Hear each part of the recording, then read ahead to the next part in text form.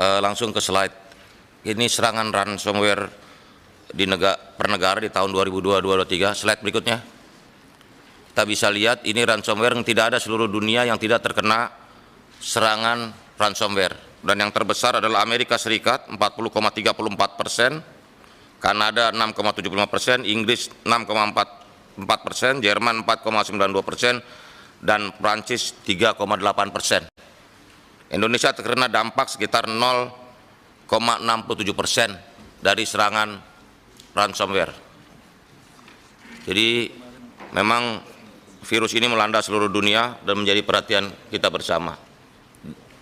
Dan virus ransomware yang menyerang Indonesia ini adalah versi yang terakhir, latest version.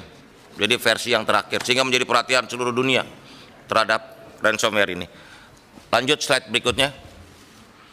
Nah, ini kita bisa melihat gambaran peringkat negara dalam indeks pertahanan siber di tahun 2022-2023. Ini hasil studi dari MIT Technology Review Insight di 2022, di mana peringkat Indonesia di G20 ini nomor 20. Kalau kita bisa lihat Australia, Netherlands, Korea Selatan, Amerika Serikat, Kanada, dan berikutnya, kita masuk dalam terbawah dengan Meksiko, India, Brasil, Turki, dan Indonesia. Jadi harus juga jadi perhatian kita semua sebagai negara dan bangsa bahwa keamanan siber kita masih perlu peningkatan yang lebih. Lanjut slide berikutnya. Bagaimana pemetaan gangguan pusat data nasional sementara PDNS 2 di Surabaya. Ekosistem pusat data nasional sementara bisa kita lihat ada 3, yang PDNS 1 di Serpong, PDNS 2 di Surabaya, dan call site di Batam. Yang PDNS yang pertama di Serpong itu miliknya PT Lintas Arta. Sedangkan PDNS 2 di Surabaya dan call site di Batam itu milik PT Telkom. Ransomware adalah jenis perangkat lunak perusak yang mencegah pengguna untuk mengakses sistem baik dengan mengunci layar sistem maupun mengunci file pengguna hingga uang tebusan dibayarkan. Betul bahwa para peretas ini meminta tebusan 8 juta US dollar. Jadi identifikasi gangguan. Yang pertama, terjadi gangguan pada PDNS 2 di Surabaya berupa serangan siber dalam bentuk ransomware bernama Brandkeeper Ransomware. Pasca penemuan ransomware ditemukan upaya penonaktifan fitur keamanan Windows Defender mulai 17 Juni 2024 pukul sekitar 23.15 waktu Indonesia Barat yang memungkinkan aktivitas malicious berbahaya beroperasi. Aktivitas malicious mulai terjadi pada 20 Juni 2024 pukul 00.54 waktu Indonesia Barat, diantaranya melalui instalasi file malicious, penghapusan file sistem penting, dan penonaktifan layanan berjalan. Pada 20 Juni 2024 pukul 00.55 waktu Indonesia Barat diketahui Windows Defender mengalami crash dan tidak bisa beroperasi. Slide berikutnya. Jadi status layanan PDNS 2 per 26 Juni 2024. Instansi pengguna yang terdampak layanannya itu kementerian lembaga ada 30, provinsi ada 15, kabupaten ada 148, dan kota ada 48. Total ada 239 kementerian lembaga daerah yang terdampak. Selanjutnya, instansi pengguna layanan yang tidak terdampak karena data tersimpan di PDNS 2 hanya data backup, yaitu kementerian lembaga ada 21, provinsi 1, kabupaten 18, dan kota 3, di mana total ada 43 instansi kementerian lembaga daerah yang tidak terdampak. Instansi pengguna yang berhasil recovery layanan adalah Kemenko Marves, layanan perizinan event, Kemenkumham, layanan keimigrasian, LKPP, layanan sikap, Kemenak, Sihalal, dan Kota Kediri. Ini untuk ASN digital. Slide berikutnya. Dari analisis dampak kita bisa melihat kita berada dalam dampak yang kritikal dan major, di mana dampak sistem ini adalah gangguan total atau parsial fungsi utama, hilangnya data, dan tidak dapat diakses ke VM atau virtual mesin. Dampak pada layanan dan finansial bisa terjadi dan semua tenan terdampak. Itu di level yang kritikal. Sedangkan di level yang major, failure dari satu fitur namun tidak terdampak layanan atau aplikasi, di mana low performance pada aplikasi dan dampak terhadap banyak tenan. Lanjut slide berikutnya.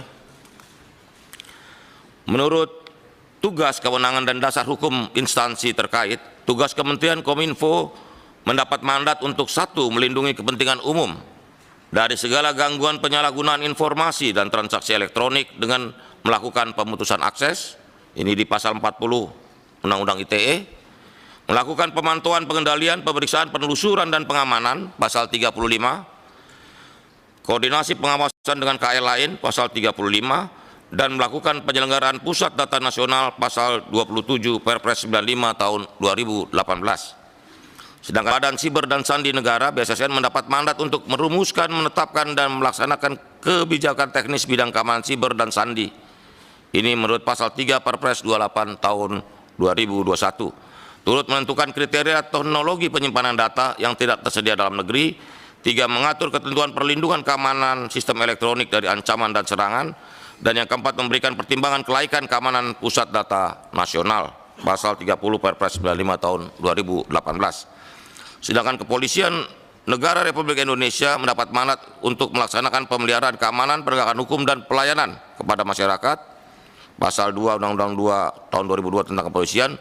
Dan yang kedua, melakukan penyidikan tindak pidana ITE sesuai ketentuan dalam hukum acara pidana, pasal 42 Undang-Undang ITE.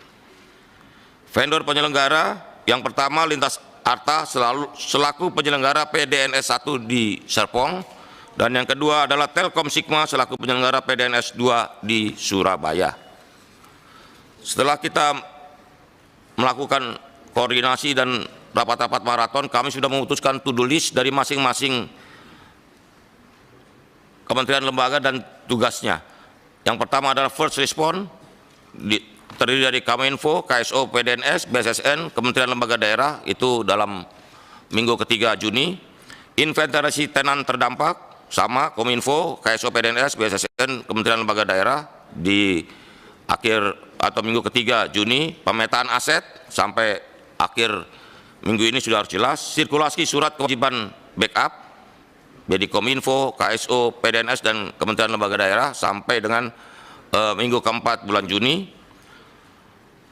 Terus penyusunan strategi dan pedoman recovery layanan, ini juga minggu ini sudah bisa diselesaikan. Nah, forensik, Kominfo, KSO, PDNS, dan Barreskrim diharapkan dalam minggu pertama Juli sudah jelas.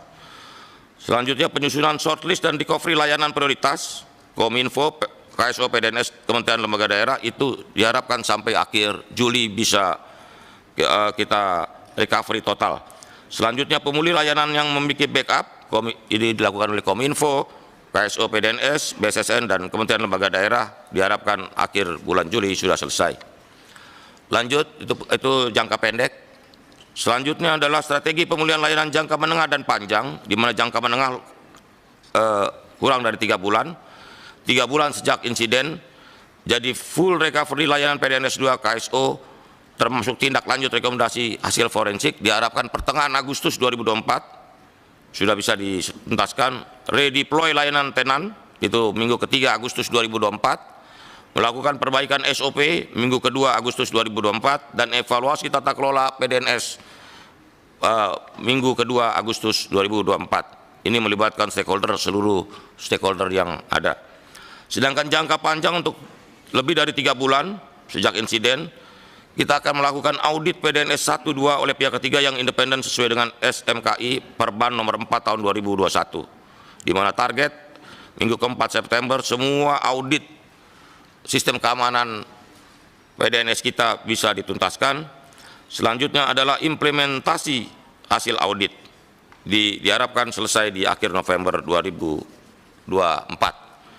Lanjut, perbaikan sistem secara komprehensif, berkelanjutan, dan permanen. Ada 3 ranah, yaitu people, proses, dan teknologi.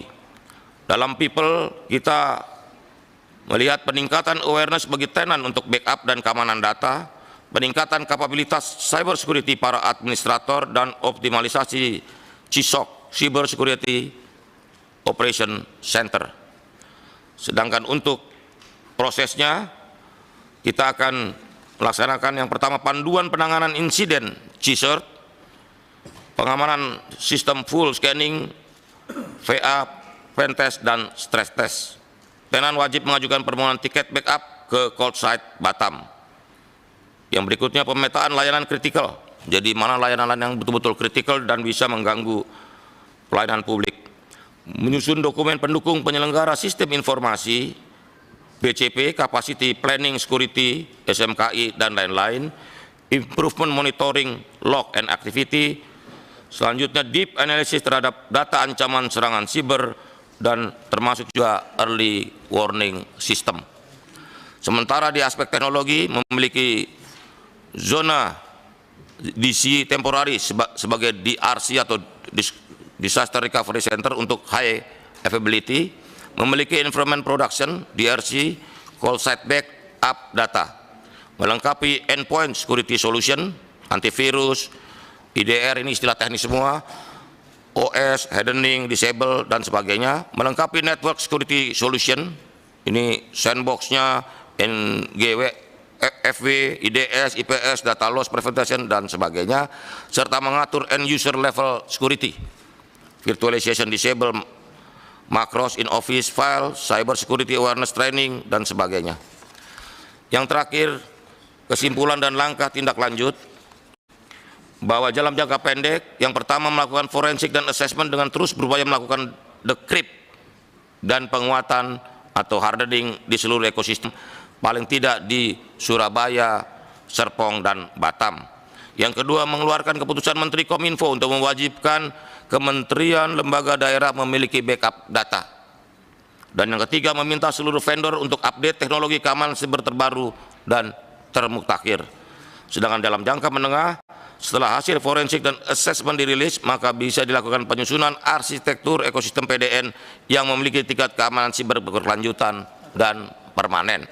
Kesimpulan akhir, pemerintah sedang menyusun dan melakukan langkah-langkah strategis yang cepat, komprehensif, dan terpadu di level nasional untuk melakukan pemulihan dan perbaikan sistem secara menyeluruh, lintas kementerian dan lembaga serta daerah. Demikian dari saya, kurang lebihnya mohon maaf. Terima kasih. Wassalamualaikum warahmatullahi wabarakatuh. Terima kasih Saudara Menteri Komunikasi dan Informatika.